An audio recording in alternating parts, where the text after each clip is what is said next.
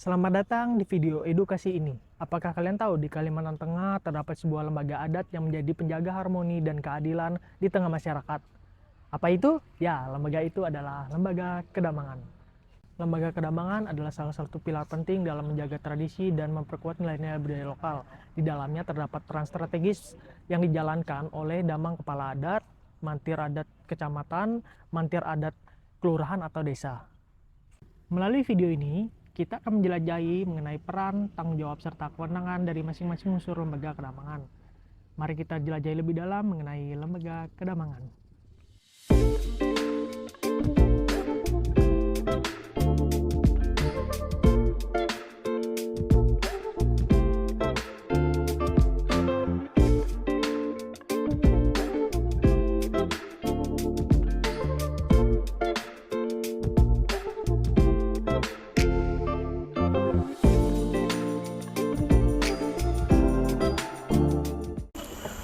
Halo semuanya, hari ini kita bakal ngebahas sesuatu yang mungkin belum banyak diketahui banyak orang, memiliki peran dalam kehidupan masyarakat, terutama di daerah-daerah. Apa itu?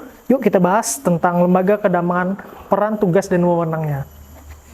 Halo semua, pernahkah kalian mendengar sosok Damang? Mereka bukan sekedar pemimpin adat, tetapi juga penjaga tradisi, penengah-penengah dalam sengketa, dan pelindung nilai-nilai budaya yang sudah diwariskan secara turun-temurun. Dalam video ini, kita akan membahas peran penting Damang dalam menjaga harmoni masyarakat, dan khususnya di tengah tantangan zaman modern. Yuk simak videonya. Apa peran Bapak selaku Damang, Kepala Adat di Kecamatan Kayanhilir, Kabupaten Pulang Pisau dalam masyarakat? Peran saya sebagai Damang Kepala Adat di Kecamatan Kayanhilir, Damang Kepala Adat sebagai pimpinan adat dan Ketua Kerapatan Mantir Perdamaian Adat di tingkat kecamatan yang berwenang menegakkan hukum adat Dayak dalam wilayah Kedamangan Kecamatan Kayanhilir, artinya di wilayah Kecamatan Kayanhilir. Dan juga ya sesuai dengan Perda Provinsi nomor 16 tahun 2008 itu sudah ada diatur pasal 7, pasal 8, pasal 9 dan pasal 10. Nah, di situ peran Damang sudah jelas. Apa peran Bapak dalam penyelesaian perkara baik itu perdata maupun pidana?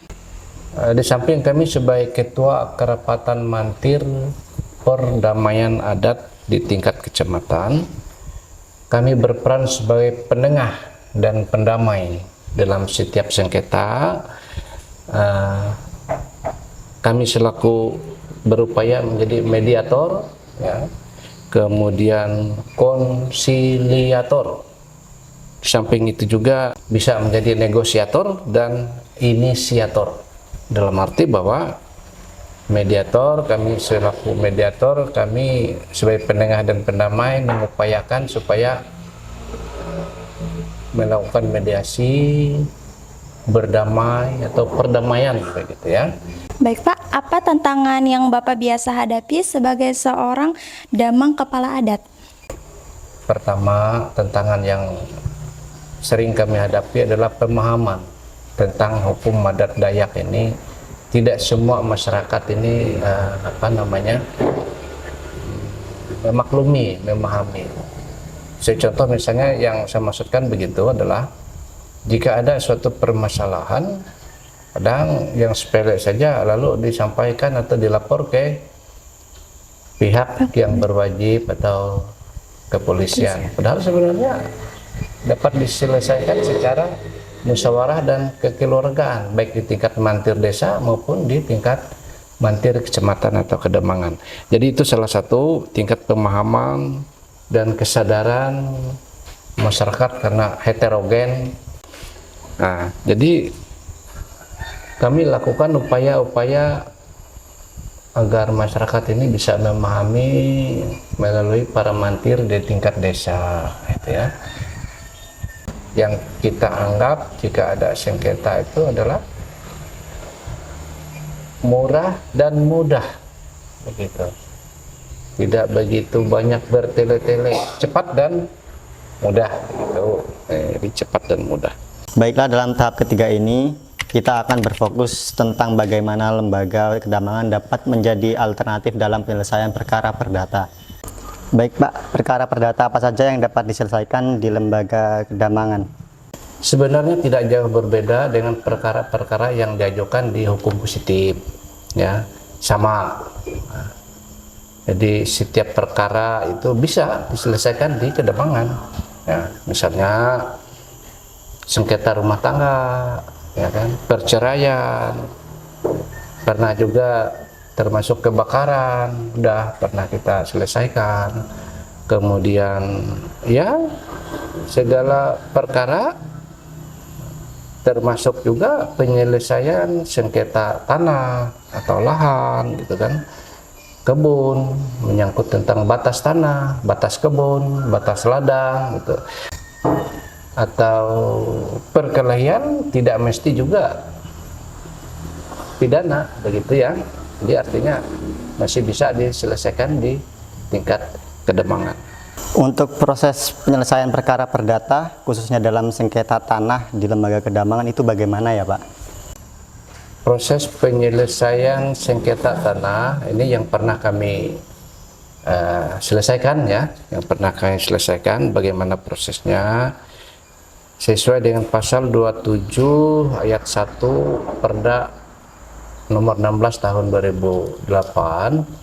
Koordinasi dulu, ada laporan, setelah itu memanggil pihak-pihak yang bersengketa, lalu berikutnya sama-sama, gitu ya, hari berikutnya sama-sama, lalu kita cek lokasi, kita berikan kesempatan untuk berdamai.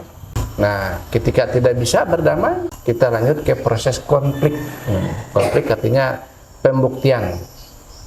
Kita proses, kita periksa bukti-bukti, saksi-saksi, gitu, sampai keluarnya putusan. Nah, gitu. Sebelumnya kami sudah membahas perkara apa yang dapat diselesaikan dalam perkara perdata. Dalam diskusi ini kami akan membahas lebih mendalam lagi tentang perkara pidana. Baik Pak, apa saja perkara pidana yang dapat diselesaikan di kedamangan ini? Perkara pidana itu semua, gitu ya, bisa. Cuma ada hal-hal tertentu, contohnya pembunuhan, itu kan ya memang benar, termasuk pembunuhan, korupsi, pemerkosaan itu juga bisa diselesaikan di kedamangan, cuma ini harus juga diselesaikan di tingkat hukum positif, begitu. Bagaimana proses dalam penyelesaian perkara pidana khususnya pembunuhan, Pak? Memang ada pernah terjadi pembunuhan di wilayah kita, tapi langsung ditangani oleh pihak yang berwajib. Kita tidak menerima laporan itu. Nah, seandainya pun ada, nah prosesnya tidak jauh berbeda dengan perkara-perkara yang lainnya. Pasal tentang pembunuhan dalam hukum adat itu disebut singir sahiring. Singir sahiring tidak hanya satu pasal, mungkin ada beberapa pasal yang dikenakan, diputuskan, dan dalam persidangan itu dikenakan sanksi singir berapa jumlahnya. Baik, dalam tahapan terakhir video ini kita akan berfokus pada permasalahan apa yang dirasakan oleh kita sebagai mahasiswa, bahwa hukum adat semakin zaman semakin tergores kedudukannya dalam hierarki hukum di Indonesia. Oleh karena itu, dalam tahap terakhir ini kita akan menanyakan kepada Pak Damang tentang bagaimana cara beliau menyiasati fenomena hukum adat sekarang. Apakah ada kasus di mana lembaga kedamangan itu berhasil menyelesaikan suatu perkara yang tidak dapat diselesaikan oleh hukum positif? Jika ada laporan yang disampaikan, contoh pernah kami alami adalah bukan tidak bisa diselesaikan. Contoh ada konflik perkelahian, perbedaan paham, atau pernah terjadi kasus kebakaran, gitu ya. Dilaporkan ke polsek, tapi polsek menyerahkan kepada kami, gitu. Itu yang ada. Nah, jadi kalau yang dari pengadilan melimpahkannya ke Kedamangan tidak pernah, karena tidak bisa diselesaikan oleh hukum positif di pengadilan lalu diserahkan kepada Kedamangan, tidak pernah begitu. Bagaimana kedudukan putusan damang kepala adat di mata hukum positif? Dapat kami katakan bahwa masih dianggap lemah, bahkan kadang-kadang digugurkan di pengadilan. Padahal sebenarnya di pasal 29 itu bab 10 pasal 29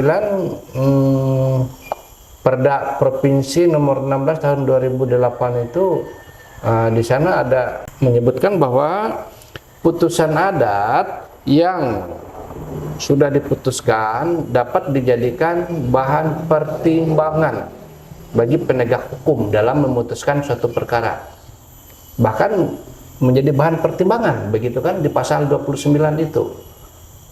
Apa saja tantangan terbesar yang dihadapi dalam mempertahankan hukum adat di masa kini, Pak?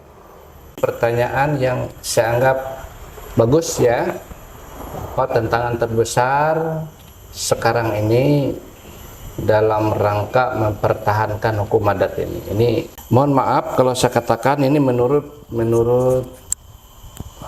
pengamatan saya sendiri, yang menjadi tantangan ini adalah adanya kepentingan pribadi para pengusaha contohnya atau penguasa, itu selalu dilindungi gitu ya.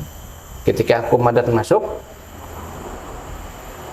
tidak bisa seolah putusan adat itu tumpul. Saya beri contoh begini, yang saya katakan demikian itu buktinya. Yang sering terjadi adalah sengketa tanah dengan perusahaan, masyarakat dengan perusahaan.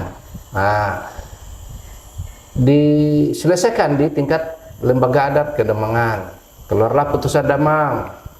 Seringkali tidak dipatuhi. Ternyata ada kepentingan di perusahaan itu, gitu kan? Nah, sehingga seolah hukum adat ini dianggap remeh gitu ya. Ini yang menjadi tantangan kita. Kemudian keberpihakan pemerintah kepada lembaga adat ini masih belum, itu kan masih belum. Contohnya Mantir, Damang ini perlunya ada perlindungan hukum. Masa Damang bisa digugat karena putusannya? Nah, itu. Ini menjadi perhatian kalian nanti ya. Ya, hukum adat kita memang benar-benar ditegakkan. Jadi mohon maaf, jawaban saya sekaligus harapan gitu ya. Harapan mungkin sebagai bahan untuk kalian nanti. Makasih. Baik semuanya, dari penjelasan sebelumnya kita dapat menyimpulkan bahwa beberapa perkara perdata dan pidana, khususnya perkara perdata dan pidana ringan, dapat diselesaikan di lembaga Kedamangan seperti pencurian ringan, kekerasan, dan lain-lain. Namun khusus untuk perkara pidana berat, kami sebagai mahasiswa yang membuat video edukasi ini berpendapat akan lebih baik hanya melaporkan perkara pidana berat yang mengandung perselisihan menyangkut adat istiadat di lembaga Kedamangan sesuai pasal 8 huruf C Peraturan Daerah Kalimantan Tengah nomor 16 tahun 2008 dan pasal 10 butir 1 huruf C Peraturan Daerah Kalimantan Tengah nomor 16 tahun 2008. Sekian video edukasi dari kami. Besar harapan kita semua bahwa lembaga Kedamangan ini dapat lebih dikenal luas oleh masyarakat agar eksistensinya dapat terus dipertahankan. Terima kasih.